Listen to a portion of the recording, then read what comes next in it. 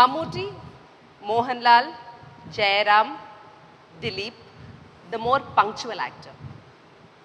ലൊക്കേഷനിൽ ജയറാം അടുത്തിരിക്കുമ്പോ അങ്ങനത്തെ ഒരു പ്രശ്നമൊന്നുമില്ല. അല്ലല്ല, ഞാൻ വേറെ രീതിയിൽ പറയാതില്ല, ഇനി ഇങ്ങനെ പറയാൻ പറ്റുള്ളൂ. അത് ഉണ്ണികളെ ഒരു കഥ പറയാം എന്ന് പറയുന്ന സിനിമ ചെയ്യണ സമയത്ത് ഞങ്ങൾ കൊടൈക്കനാലിൽ ഷൂട്ട് ചെയ്യുമ്പോൾ ഏർലി മോർണിംഗ്, നേരത്തെ സത്യനദിക്കാട് ജയറാമിനെ കുറിച്ച് പറഞ്ഞില്ല, അതുപോലെ ഏർലി മോർണിംഗ് 4 മണിക്കൊക്കെ ഞങ്ങൾ ഹോട്ടലിൽ നിന്ന് ഷൂട്ടിംഗ് ലൊക്കേഷനിലേക്ക് പോകും. കാരണം സൺറൈസ് ഹോട്ടലിൽ പോകാം വിത്ത് ഈ കുട്ടികളും കുറേ കുട്ടികളെ. അപ്പം എന്നും മോഹൻലാൽ ആദ്യം ലൊക്കേഷനിൽ എൻ്റെ കൂടെ വരികയും ഈ കുട്ടികൾ പലരും കിടന്നുറങ്ങിയിരിക്കും.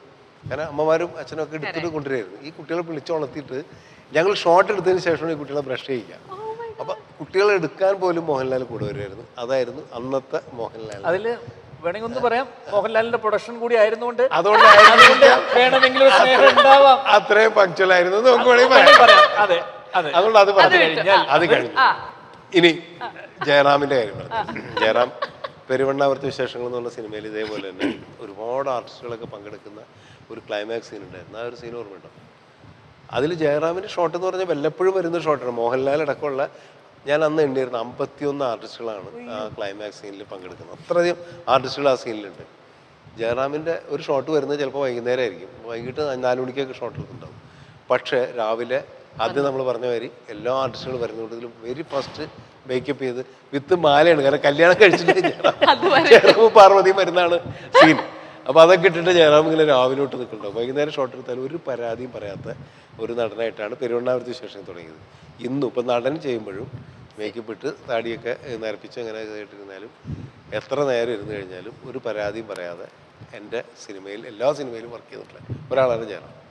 ഈ മമ്മൂക്കാനെ പറ്റി പറയുകയാണെങ്കിൽ എല്ലാവരും പറയാറുണ്ട് മമ്മൂക്ക സമയത്തിന് വരില്ല, വെറുതെ ചൂടാവും, മറ്റേതുണ്ടാവും എന്നൊക്കെ പറയുന്ന ഒരാളാണ്. പക്ഷേ എൻ്റെ എല്ലാ സിനിമകളിലും കൃത്യമായിട്ട് മമ്മൂക്കാനെ പറ്റി മറ്റുള്ളവരെല്ലാവരും പറഞ്ഞ പരാതികൾ, അതായത് സെറ്റിൽ ഒരുപാട് പ്രശ്നം ഉണ്ടാക്കും, ആവശ്യമില്ലാത്ത കാര്യങ്ങളിൽ ഇടപെടും എന്നൊക്കെ പറഞ്ഞ് മമ്മൂക്കാനെ കുറിച്ച് നമുക്കറിയാലോ. ഒരുപാട് ഈവൻ കോസ്റ്റ്യൂം കൊണ്ടുവരുമ്പോൾ അത് ശരിയല്ല, മേക്കപ്പ് ശരിയല്ല എന്നൊക്കെ പറയുന്ന കുറ്റങ്ങളുണ്ട്. പക്ഷെ ഞാൻ ചെയ്ത സിനിമകളിലൊന്നും അങ്ങനെ ഒരു പരാതി പറയാത്ത ഒരാളാണ് മമ്മൂട്ടി. ദിലീപിനെ കുറിച്ച് പറയുകയാണെങ്കിൽ ദിലീപ് എൻ്റെ സെറ്റിൽ എല്ലാ സെറ്റിലും വൈകി വരുന്ന ഒരാളാണെന്ന് എല്ലാവർക്കും അറിയാം. ഒരിക്കലും സമയത്തിന് വരില്ല, വളരെ വൈകി കിടന്ന് ഉറങ്ങുള്ളൂ. ഉറങ്ങണൊക്കെ ചിലപ്പോൾ വൈകിയായിരിക്കും, നമുക്കറിയില്ല, ഞാൻ കാണുന്നില്ല. പക്ഷെ എന്നെ പേടിച്ചിട്ടാ 1-2 ദിവസം അല്പം വൈകി വന്നതിന് ശേഷം അന്ന് ഞാൻ മുഖം കറുപ്പിച്ച് പറയുകയും ചെയ്തത്. ഞാൻ പറഞ്ഞത് ദിലീപ് എൻ്റെ സെറ്റിൽ എന്നും ആദ്യം വരുന്ന ഒരാളായിരുന്നു പണ്ട്, അങ്ങനത്തെ ഒരു ദിലീപ് തന്നെ ആയിരിക്കണം എന്നും എന്ന് പറഞ്ഞിട്ട് പിറ്റേ ദിവസം മുതൽ കൃത്യമായിട്ട് വരുന്ന ഒരാൾ കൊട്ടുന്നല്ല, അതാണ് ദിലീപ്. കാരണം എന്നും എന്നോട് ചേർന്നു എന്നുള്ള ഒരാളെന്നുള്ള രീതിയിലാണ്. ഇതിൽ ഡിപ്ലോമസിയിലല്ല പ്രശ്നം, ട്രൂത്താണ്. കാരണം എന്താ പറയുക, അത് നമ്മൾ എങ്ങനെ ഇടപെടുന്നു എന്നുള്ളതിനനുസരിച്ച് അതാണ് ഏറ്റവും വലിയ പ്രധാനപ്പെട്ട കാര്യം. ഇപ്പൊ ജയറാം വേറെ സെറ്റ് ചിലപ്പോൾ എല്ലാ കുരുത്തക്കേടും കാണിക്കേണ്ടാവും, സമയത്തിന് വരണ്ടാവില്ല. പക്ഷെ നമ്മളോട് ഇടപഴകുമ്പോൾ തിരിച്ച് ഞാനും അങ്ങനെ തന്നെയാണ്. ചിലരുടെ അടുത്ത് ഞാനും ചിലപ്പോൾ എനിക്ക് മുഖം കറക്കേണ്ട സിറ്റുവേഷൻ ഉണ്ടായിട്ടില്ല, ചില ആർട്ടിസ്റ്റുകൾ ഉണ്ടായിട്ടുണ്ട്. അത് ഡിപ്ലോമസിയുടെ കാര്യത്തിലല്ല.